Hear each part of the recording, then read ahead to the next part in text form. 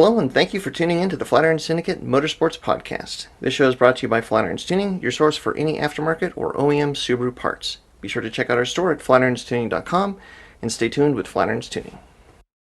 Well, welcome back, everybody. This is episode number 68 of the Flatirons Syndicate Motorsports Podcast. We're here. We've got Scotty in the shop in his actual race car, which is Scotty's natural habitat.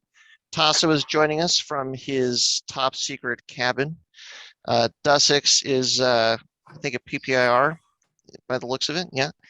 And we have got a special guest of sorts, but another guy from the Flatirons Syndicate here, Scott Crouch, who is the driver of the Flatirons, I guess, Flatirons Rally car, the Flatirons Pikes Peak car, our driver extraordinaire.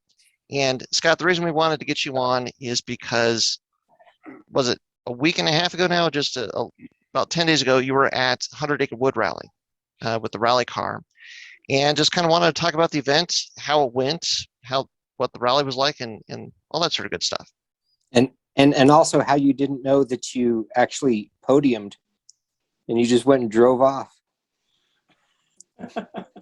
Well, spoilers, Scotty, but I guess sure. It went reasonably well. Do you want an explanation on that now? Yes, please. I told myself I wasn't even going to watch my times or watch my placing. Okay. And after Friday stages, I think we were 6th in class and pretty a ways out. And I always forget how brutal rally can be, and that there's a lot of carnage, and there certainly was on Saturday. It rained all day Friday on the first stages, and the roads dried out a little bit, but the water crossings became pretty interesting on Saturday because of the rain. And my daughter was my co-driver, which is another story, and that was fun and exciting. And she was anxious to get back to the hotel, and we were pretty tired. So I just, talking to people, didn't look at the results and just assumed we were in 5th or 6th, best case scenario, and we left. And I was in my room, and I finally decided to look at the results and saw that we were 3rd in class. So we missed it. Well, it's better to be surprised that way than the other way around, I'd say. Yeah. So congratulations, Scott. Yeah, we finally. Heck yeah. 5 DNFs in a row, either through driver error or driver error and mechanical issues, and we finally put one together. So some might say you were due then. We were due. I was ready to consider other sporting. Right. You were starting to question why you considered this an enjoyable hobby. Exactly. Yeah. Well, it's awesome. That was a good result. Let's start by kind of like, can you talk about what 100 Acre Wood was like this year? Because like the first thing that I saw that really stood out is the entries. There was a ton of cars out there. I think this set a record for total entries. I think they were just under 100. 100 rally cars. 98 rally cars. I don't know whether you saw the drone photo of downtown Salem on Saturday morning's Park Exposé, but it was pretty impressive. That's huge. I mean, I remember, I think when the last few years that Rally Colorado was up in Steamboat, and I was during the Rally America years, but I mean, I think the average attendance was like 30 to 35 cars, something like that. I don't recall a year where it was over 40 cars. So to have a rally with almost 100, that's a lot. Yeah, pretty exciting. And Friday, really, we had 6 stages on Friday, and they all went off without a hitch. And when you have that many cars, typically can be a long day. And it turned out that way Saturday. There were some issues. But for the most part, it was well organized, and they've been doing it a long time, obviously. Do you have a sense of I'm sure that there was a lot of cars and drivers that you've probably seen before. Were there a lot of new cars, new faces? A lot of new cars and new faces. I always look at the start list, obviously, and there were some old guys like me, and we kind of spent a lot of time together and reminisced about the old days in rally racing, which was kind of fun. Yeah. But a lot of young, good drivers for sure. That's very cool. I mean, it seems like maybe during the last 2 years, there's been a lot of people that have been getting their cars ready, and now 2022 is when they're set down to start running some more events. Yeah, this is kind of the washout after COVID. Sure. These are happening when things couldn't be done. So Yep. Everybody was excited to try rally racing. Well, that's it. Yeah. I mean, it's an exciting sign, that's for sure. Yeah. Yeah.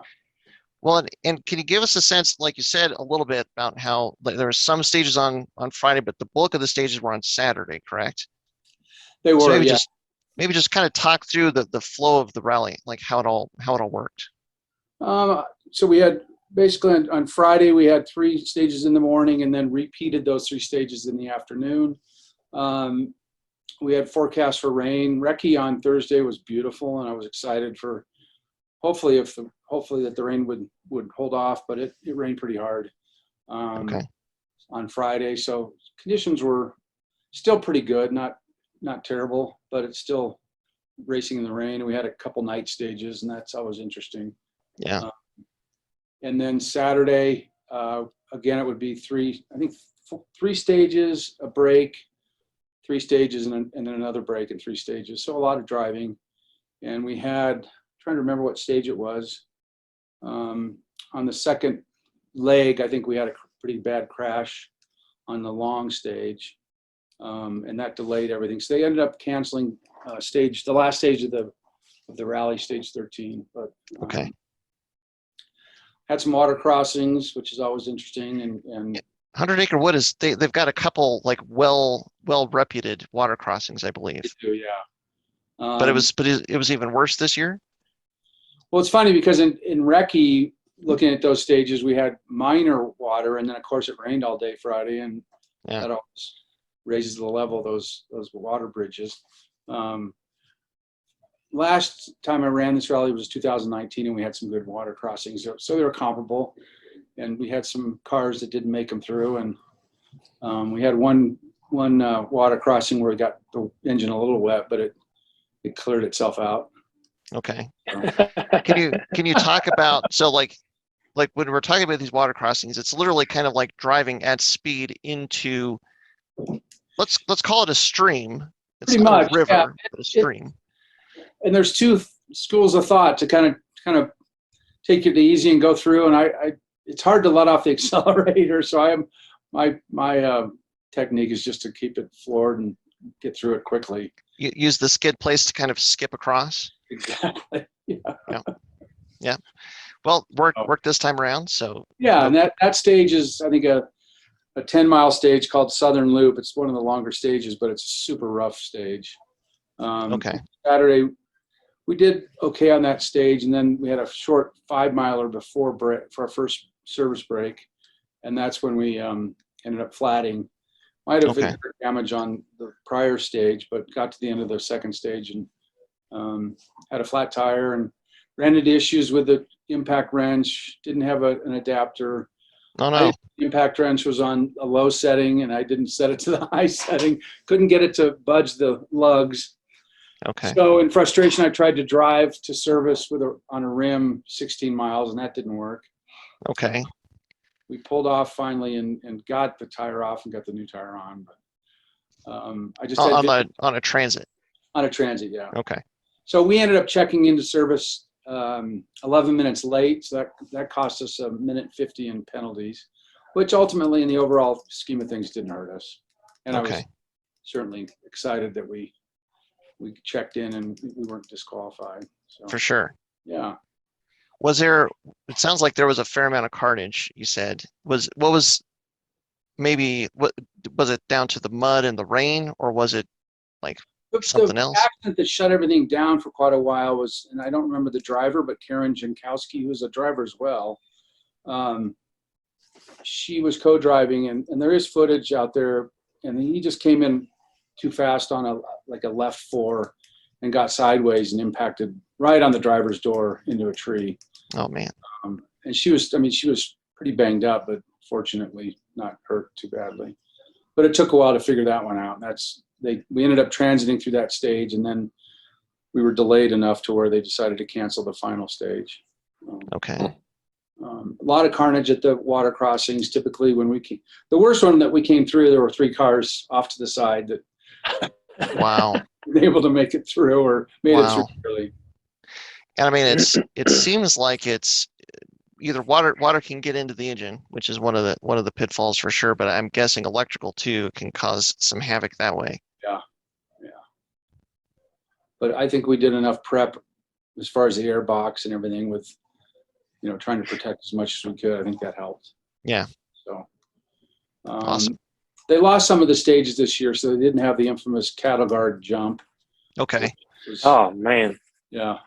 And that's probably not a bad thing. It's probably not a bad thing because, just typical mindset is to see if you can jump as far as everybody else. And Yeah, I mean, you had some good pictures from 2019 the last time you went over that jump. I scared the crap out of myself, so I probably wouldn't have done that again.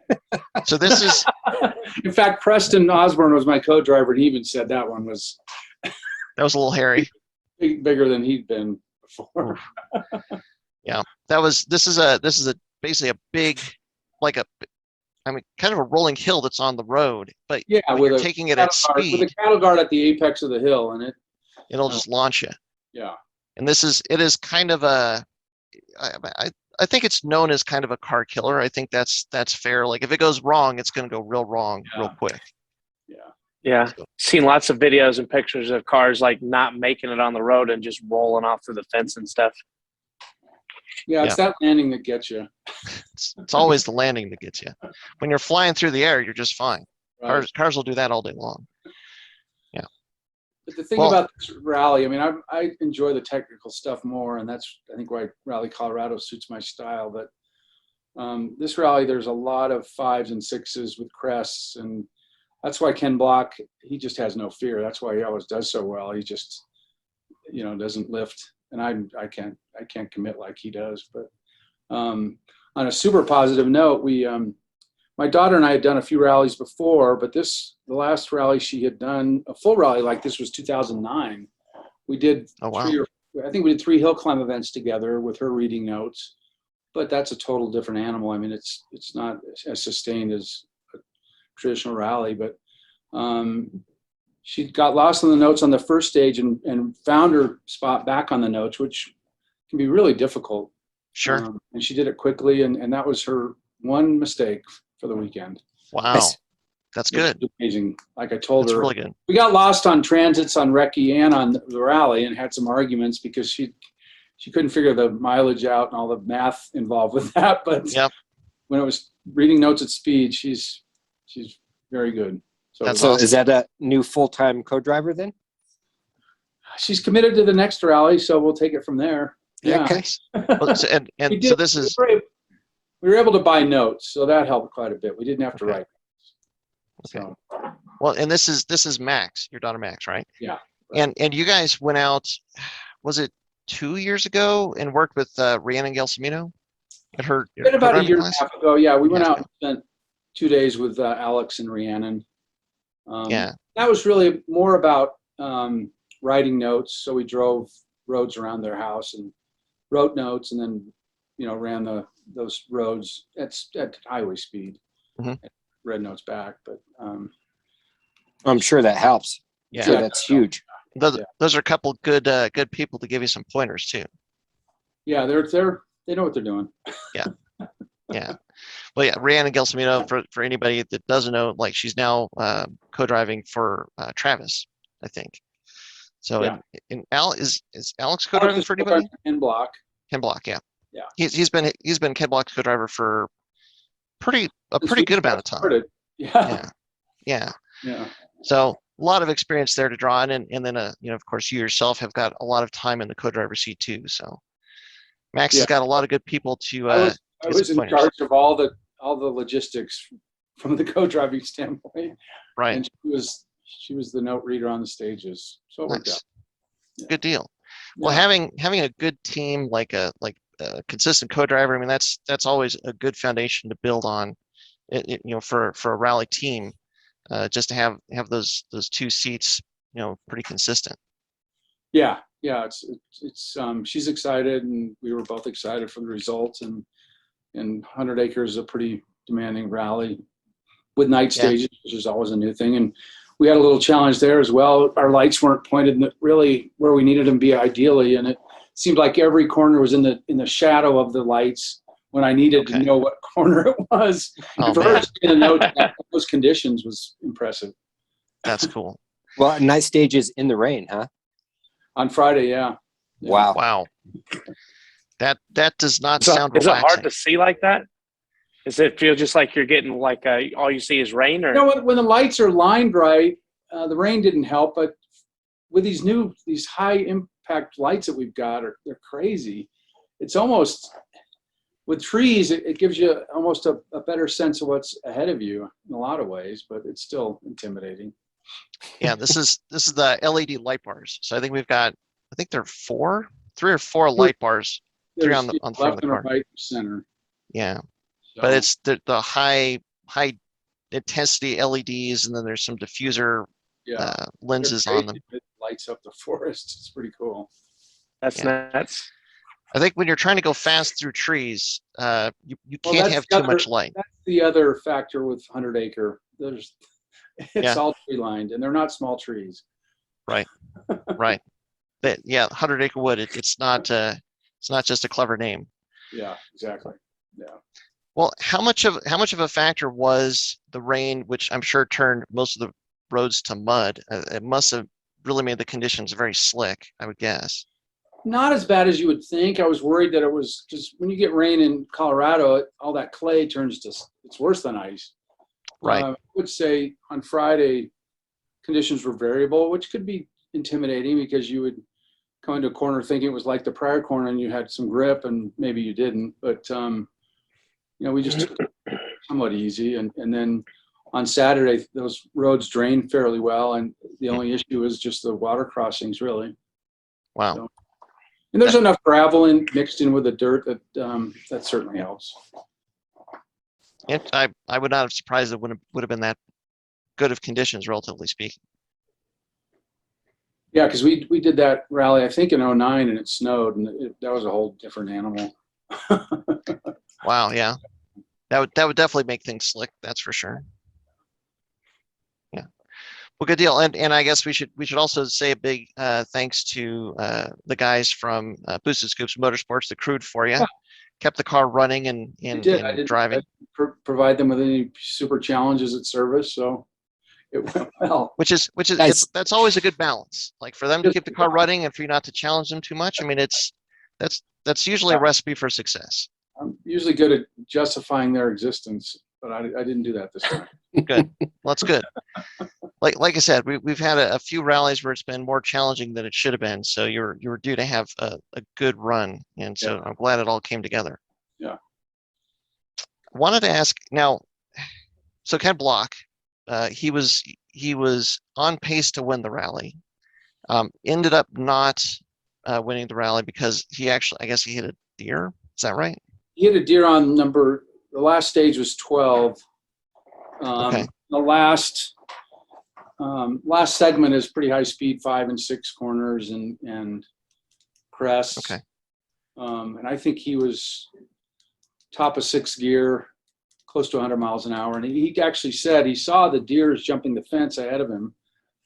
He was early enough. That stage for us was in the dark, but he was at kind of at dusk, so he wasn't in the dark.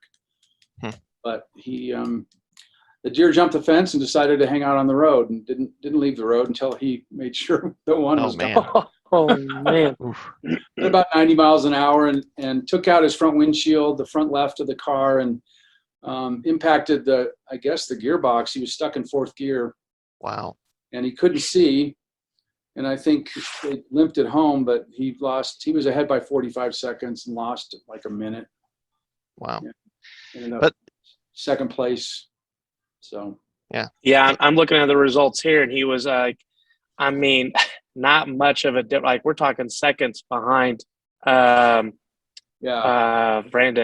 Semenek. Yeah. Crazy. Well, Yeah, and so what stood out to me is that the top 2 cars were former WRC cars. Yeah. So like when I can't remember, I think it was Viet that had noticed it first and sent us a message like, "Hey, Ken Block's driving a Hyundai." It's like he's not working with Hyundai, I don't think. And looked it up, and sure enough, it's a Hyundai. Yeah, I ran into Ken at our hotel. He was staying at the same hotel we were, and I said, "So what's going on? What are you driving?" And he just gave me a big smile and said, "You'll see." Yeah. Oh man. Well, I mean, it kind of makes sense in a way with the WRC rule changes for this year. So like basically none of the old cars are going to be applicable because now they're doing the hybrid drivetrains. But it's like it's wild to see two people get not very old WRC cars and bring them to the U.S. rallies, because I would say that's not terribly common.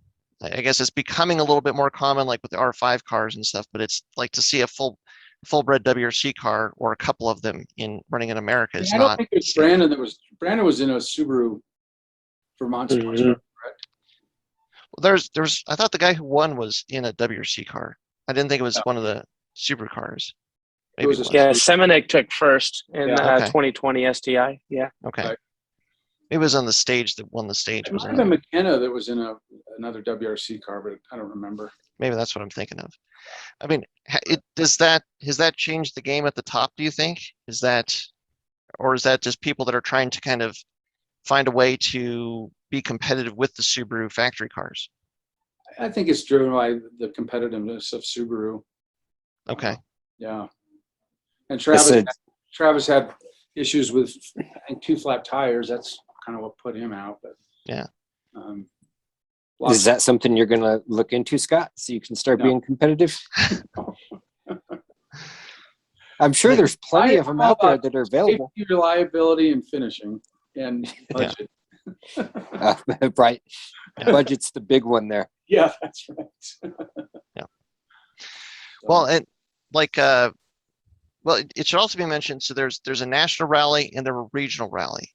Right. And so, Scott, you were running in the regional, which makes sense because, like, national, it would only really make sense to run in the national, like, enter as a national car if you're going to do all of the events, try and run nationally. But it seemed like there was a lot of people in the regional class also. Like, obviously, with 90 cars, there's going to be a lot of cars. Total of, I think 45 cars in regional. What was your impression of the competition level in the regional group? Well, the guy that won regional just crushed it. I mean, he super fast, somebody I wasn't familiar with. But overall, yeah, everyone was pretty close, and I think we ended up 13th overall out of regional, and I was happy. Yeah. Our top, I think we've stage 10, we finished 6th overall. So I mean, my pace is there if I commit, but it's hard to do that every stage. Sure. Depending on the conditions and the type of road. Sure. So overall, I was happy.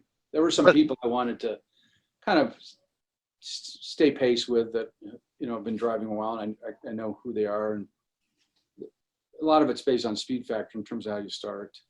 Right. We improved that. That was one of my goals, is to get my speed factor up a little bit. So. Yeah. Nice. Well, and let's see that some of the other cars. I know that Pat Morrow was out there again. I think he was running in the national class and did reasonably well. Yeah, he was very competitive. I mean, that car is crazy. Which Sonic. Chevy Sonic, is that right? Yeah. Right, with the LS1 motor in it, I think. Yeah. Okay. Yeah. Yeah. And Dave Carpetan and Bucky were both out there as well, and both had good rallies. I was super impressed with both those guys. I mean, I know Dave's got history and some pretty stellar credentials, but Bucky's pretty new to this, and he was super fast. So. Yeah, those two guys, I think they really have their eyes set on this year about making an impact. And I think they're. Yeah, I think they've committed to the whole championship, and they came loaded for bear. I mean, the trucks and the trailers, and I think Black Rifle's behind them as well as Travis. So they look like they've got some money. Yeah, Black Rifle Coffee. Right. Yeah, it's wild to think of a coffee company sponsoring a rally car, but it kind of makes sense. I mean, you're going to have some late nights. You might be making some coffee. It's that kind of works. It's a pretty cool company. They're doing a lot to sponsor a lot of people and a lot of different, basically avenues of sports in general. So, I mean, I think it's cool that they're stepping up and as far as a company being able to actually throw down real money, to help out grassroots people, it's pretty cool. Yeah, it is. Yeah. The other car that we should talk about, he's a local guy, and one of the guys that we've worked with a little bit is Tim Wickberg. He was out there in his BRZ, and I think he was running in the regional class as well, and he did pretty well. He did, I think he won. He's a two-wheel drive class, obviously, but I think Right. he won the regional class in two-wheel drive. I'm not sure. I know Mike Hurst, the old tech director from Rally America, he was Oh, yeah. running Ford Capri, Okay.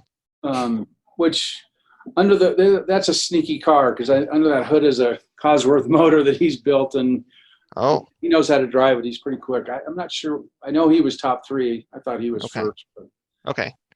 He I might have think been. they're in two different classes. Are I they? think he's an open. Mike is an open two-wheel, and Okay. is that limited two-wheel that Tim Yeah. was in? Is that Yeah. what the No, L is? I would believe that. Yeah. Yeah. Okay. Well, it's fun. I don't know if I would envy those guys too much driving a two-wheel drive car in wet and Impressive. muddy conditions. Yeah. No, thank you. Yeah. Right.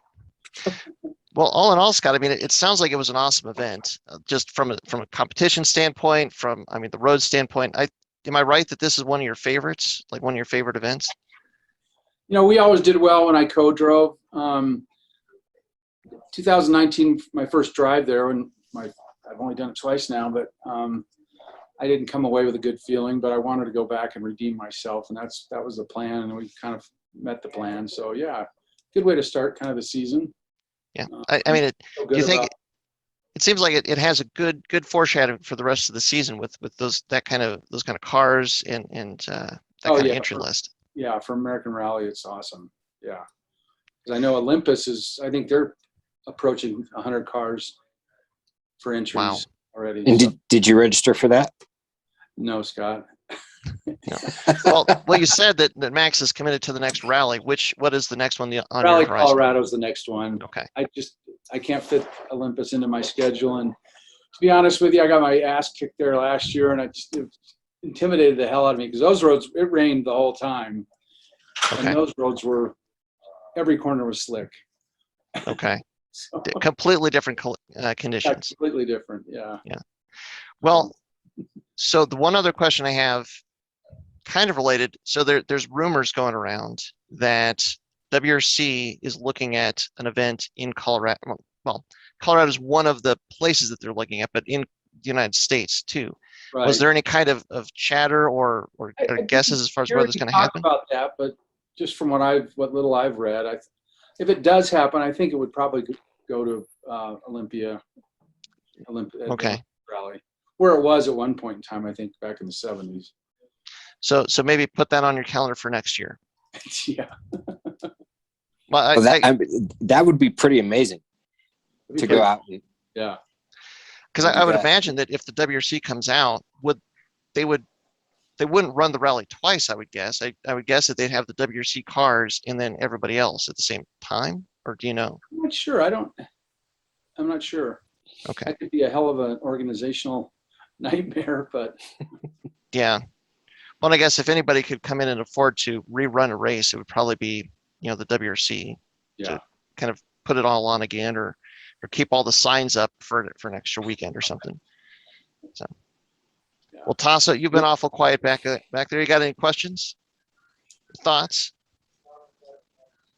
Been kind of quiet because my internet's so bad. I'm worried about dropping out, but so I'm just excited to see you get a good event. I'm thinking back to so much of your bad luck recently. Yeah, I'm thinking back to a Rally Colorado a couple of years ago where I'm spacing on who your co-driver was at the time. Was it Rebecca or somebody? And we just saw her standing there with the OK sign just in the middle of like nothing, like in the bushes. And we're like, okay, what? There's no car here. And we go around a corner and there's your car just sitting on its side. Like, oh, It was on its side. yeah. Yeah, that goes back a ways. Yeah. So it's, it seemed like you just had such a string of bad luck there. I'm excited to see you kind of show a little bit more of what you got. Yeah, I'm excited for this year. The last 2 years have been mechanical issues that we've dealt with. And then some co-driver issues, but I think Max is up to the challenge, so I'm excited. Yeah, it seems like she just in hanging out with you guys a little bit at the hill climbs, it seems like she's a great person. And it's awesome for the two of you to get to do that together. Yeah, That's really cool. Yeah, it's pretty special. Yeah, I think that's I know as your kids get older, it's harder to keep involved with them. And Right. my kids are still pretty darn young, but yours are old enough where they could like leave the state if they wanted to. So like to, keep them interested in what you're doing and involved in everything. That's a good thing. Yeah, she loves more speed more than I do, so she likes to tell me to go faster in the car, so that's probably good. Is That's she exactly what you need. That's there you right. go. Maybe. Yeah. Is she twisting your arm to take over the driver's seat at some point?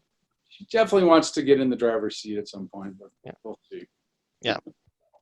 Got to prove herself in the co-driver's seat first, and then Right. maybe build the two-car Flatirons Rally team down the road. Yeah, We'll nice. see. Well, Dussex, you've been awful quiet there as well. Did you have any questions or thoughts? I'm just excited to see how it goes for the whole season. I mean, you're mixing, mashing stuff back and forth, left and right. So between tarmac and rally, I'm excited to see how that goes. Yeah. And you're going to do a few of the Colorado Hill Climb Try to do events it. this year. Yeah. Which How hill many- climbs have you got roughed in? I don't have the schedule in front of me, but I think Rangeley's one of the only ones that I can't do. So, Okay. Yeah. The Rangeley hill climb, but not Rally Colorado. Rangeley- So. Yeah. You gonna pull that restrictor this time or what? No, we'll see. Yeah, so for people at home, so that the rallies you have to run restrictor, so power is limited and stuff like that. But for the hill climbs, you don't have to run that restrictor, so you can, uncork the power a little bit more, which is what Tasso has done. But so when you have a rally car that is classified with or built with the restrictor in mind, it's a tough decision whether you leave that in or take it out. Yeah. You might like it too much. Right, Tasso, you get hooked on the power. Yeah. So Yeah, that's what the Pikes Peak car is for. Hashtag free the turbos. Free the turbos. There you go. Yep, all the boost. Absolutely. Well, Scott, I mean, Tasso made a good point there about, or maybe it was Dussex, about all the different stuff that you're doing. Do you find that there is anything like when you're, in slicker conditions in the rally car that you can use to apply to driving maybe, at Pikes Peak in the rain or where there's a lot of dust on the road, or are they just two completely separate experiences for you? For me, I think they're separate experiences. Okay. We had Completely different driving techniques. we had a little rally episode last year at Pikes Peak, but Yeah, when the rain came in. Yeah. Yeah. Rain on asphalt is pretty similar to dirt, or probably just dirt. I don't think it would be that similar to mud necessarily. Yeah, and you're going to have a whole new limited slip differential in the Pikes Peak car this year for Pikes Peak. So if you get into any more of that wet, yeah, we don't want any wet. No. Yeah, but you are really good in the wet. You are fast in the wet. Yeah. Well, it is all-wheel drive rally car. Right. That's where the all-wheel drive really pays off. Yeah. I think we might have a couple more Subarus this year too. So. And this year at Pikes Peak is going to be crazy. The 100th running on the mountain. There's some big names coming out. It's going to be fun. And what's crazy is that is not that far away. I realized a couple weeks ago that it wasn't that far away, and it's been a couple weeks, so it's even closer now. Because we're almost in April. So like testing starts the first weekend in June, is that right? Yeah, we're scheduled the 4th and the 5th, I think, for the first round of testing. It's like 2 months out, and then testing. So it's around the corner. We've got some things to figure out before then, but we're getting close. That goes with the territory. Yeah. After everything that happened at Circuit of the Americas, definitely want to get the car sorted so that Pikes Peak goes a lot smoother than that. But fortunately, I think we've found the culprit, but we just have to take the engine apart and go through it and make sure. But yeah. Well, and actually, come to think of it, we didn't talk to you from Circuit of the Americas. And of course, the event did not go to plan for Circuit of the Americas for you. But what was your impression of running Super Lap Battle out there in the event? Well, I think it was super organized, and obviously it was a great venue. I mean, I kind of got my little taste of what that's like, and I'm excited to go back there. Yeah. Thanks to Ryan for all his help and support. I didn't jump in his car, but my head wasn't in it at that point in time. So Sure. But yeah, you enjoyed the event, and it was fun to be there at least. Yeah, it would have been nice to put down a few hot laps, but that's all right. That's how it goes. Well, we had to start somewhere. We did. Right. Yeah. But it means next year will be better. We started by driving out there. Yes. Yes. And next year will be better because it can't be much worse. So, but the silver lining in all of that mess is that if we have figured out the cooling problem, which kind of boils down to radiator caps and the long and the short of it, as frustrating as that weekend was to actually maybe have solved the problem, it should actually pay off at Pikes Peak because we've always had cooling challenges there. Yeah. And so if that all comes to fruition, it was a bummer of a weekend for sure, but it's going to make our long-term running with the car way better. Yeah. So I'm trying to stay optimistic about it. You know, anytime Yeah. the car is good. Yes. Well, and it's also super exciting that you want to go back. You know that you were excited enough about the venue and the event itself that you want to go back. You want to go get some redemption. Yeah. Revenge. Sometimes, like I said, with 100 Acre Wood, it's all your fault, guys. Yeah. All that arm twisting finally paid off. I saw this picture. I think it was Todd Briley posted it, and it was when you guys were all like staged up after a day in like the town, I guess in Salem. And I saw Todd's car was just like completely trashed and just all mudded out, and then your car was super clean. I was like, Scott's getting it. That's all about that presentation sometimes. Oh yeah. We lucked out. We found the one working car wash that hadn't been taken over by the Subaru team. So a lot of people got screwed on that deal. Well, yeah, definitely rally cars, smart move. Rally cars, I mean, they look better with a little bit of mud on them.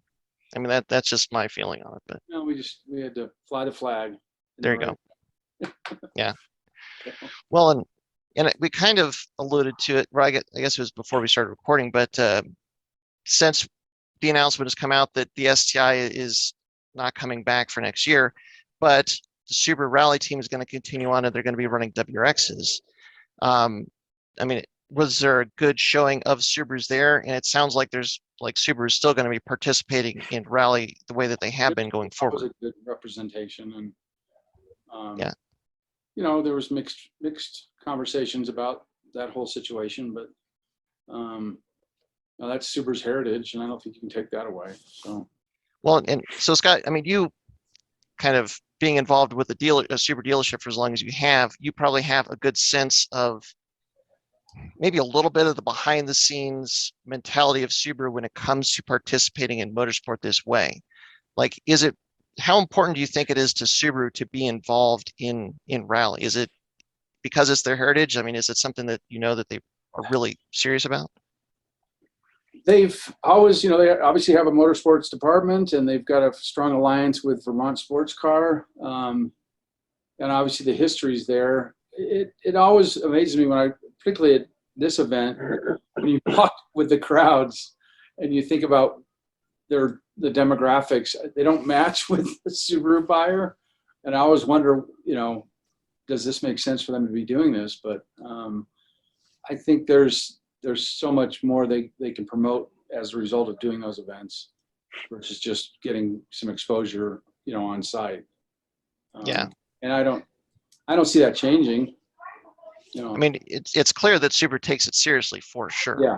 Yeah. I mean, everything that I've seen with them here in participating in rallying in the United States, I mean, it is all business, and they are definitely, dedicated to it. I don't think I've ever seen them run less than 2 cars. Right. I think now they have 3. Is that right? 3-car team. I'm trying to think. I think they just ran 2 cars. They ran Just 2 cars. Brandon and Travis. Travis, okay. Yeah. But it's, I mean, obviously they're putting a lot of effort in this direction, so they must really like it, or like what it says about the brand and Yeah. all-wheel drive and what the cars can do, how capable they are. Right. So yeah, I think it is, as long as Subaru continues on. I mean, there've been some whispers about some other manufacturers coming in, but I mean, Subaru's really been the only one that has really stuck with rally. Just to get another factory team in there. Yeah. Do a lot for it, but Yeah, maybe Toyota, who knows? yeah. But something like that. Yeah. Well, we'll see what happens with this new Toyota Corolla GR. It's Well, that's supposed to be released tomorrow. Right. What was that, Scott? That's the flip car now that the STI is not coming. A lot of people are looking at that Toyota. Yeah. Yeah. I mean, we're really looking at that Toyota. I mean, we're pretty excited to see what they do with that, because I mean, if STI is really dropping the ball on that, I mean, that's probably going to be the new hot hatch. People are going to be pretty excited about it. Hopefully, Still just a 3-cylinder though. It is. I mean, it honestly, it doesn't matter. If it makes 250, 260 horsepower out of a 3-cylinder, that works just fine for me. They got to do something to keep up with their whole mile per gallon. Yeah, that's the whole thing. Yeah. The efficiency requirements for newer Yeah. vehicles. Yeah. Yeah. Well, I mean, it's if it sounds and drives the way that it looks, I think it can't be that bad. But and we'll see. I'd love to think that maybe if like they come out with that and it hits off well, and maybe like, I don't know, the Golf R does really well or something, maybe there's a chance that Subaru could be inspired to like do something, like somehow like just give the WRX a little bit of a nudge in the STI direction again. But I think coming out with an announcement like they have, that ship has probably sailed. But I think a lot of us in the Subaru community are just always going to just come on, Subaru. So yeah, we'll see. We're all hoping. Yes. Yes, indeed. All right. Well, as we're winding down here, did you guys have any other things you wanted to pick Scott's brain about or talk about before we call it a day? Not much left. Not much left. Well, are you doing the Clifton hill climb, like pavement hill climbs this year too? You know, that one was on my schedule, but it's not now. I've got another commitment I have. Are you doing And that? I'll be honest, it would be There were tricky to get the car commitments. back together in time, but Okay, all right. Yeah. And that was the other issue. yeah. Scott and I have talked about it. Our plan is to find hopefully take the car out to High Plains at least 2 or 3 times before we start testing, just to really thoroughly shake it down. So that is the running plan. Yep. So we'll see. So Hopefully, Matter of matching radiator caps on both ends. Is that what's we have significantly simplified that by, I would say, 50%. okay? Spoilers, but yeah, we removed one. So we're just going to leave the radiator cap off the radiator, and so then it Heck can't yeah. go wrong. Yeah, we're just put a bunch of chewing gum in there. No, just wide open. Just let it just shoot out. But if it comes out, you just run a tube from that radiator cap to the other radiator cap. So when it overheats, it just fills itself. Okay. I honestly don't know why nobody's thought of this before. No, I'm kidding. We've removed one of the caps, but it's welded shut. Like it's gone. Okay. So now there's no conflict between the caps. We're not going to have any of these, the caps not getting along, the caps not working together, like needing to send the caps out for like team building exercises. No more of that. No more of that. Yeah. So cool. Well, I think that's probably as good a spot to end as any. And Scott, thanks for taking the time and chatting with us and telling us about the rally, and glad that it went well finally. Yeah. So that means that the next one should go even better, right? Yeah. Absolutely. The plan. Yes. Cool. All right. Well, thanks very much for jumping in, guys. And thanks to everybody for listening. And until next time, as always, stay tuned with Flatirons Tuning. All right. Thank you. See ya. Bye. Thanks everyone for tuning in to the Flatirons Syndicate Motorsports Podcast. Once again, we'd like to let you know that your support is what makes this show possible. Be sure to check out our online store at flatironstuning.com for any of your aftermarket or OEM Subaru parts needs. And as always, stay tuned with Flatirons Tuning.